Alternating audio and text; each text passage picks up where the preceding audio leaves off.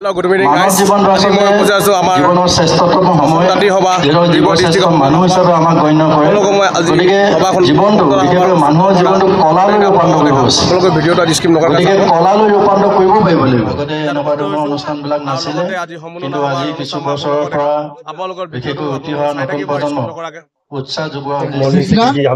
আজি আমাৰ অসম তাঁতী সভা ডিব্ৰুগড় জিলা সমিতি তথা আমাৰ আঞ্চলিক সমিতিৰ হৈ তথা এই চাহ বাগিচাৰ আমাৰ উদ্যোগত আমি চাহ বাগিচা এই বকৰা প্ৰেক্ষাগৃহত আজি আমি 2024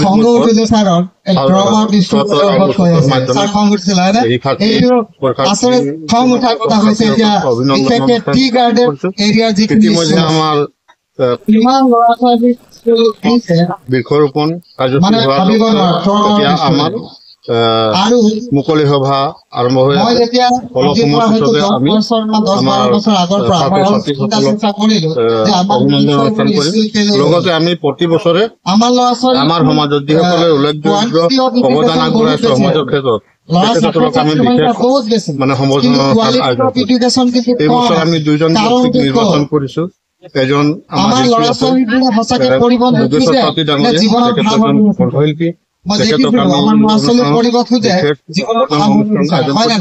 লগতে আমাৰ মাজত আছে শিক্ষক কাজল দাস লগতে তেখেতকো আমি বিশেষ সম্বৰ্ধনা জনাওঁ দুইজন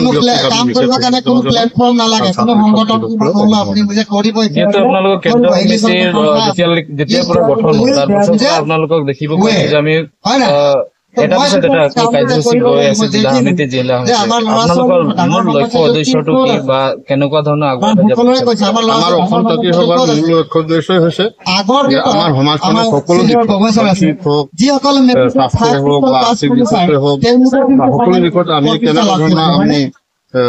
আগবঢ়াই লৈ যাব পাৰিম তাৰে আমি প্ৰচেষ্টা কৰিছো আমাৰ কেন্দ্ৰ সমিতি কৰি আছে আমাৰ জিলা সমিতি কৰি আছে আমাৰ আঞ্চলিক সমিতিবিলাকো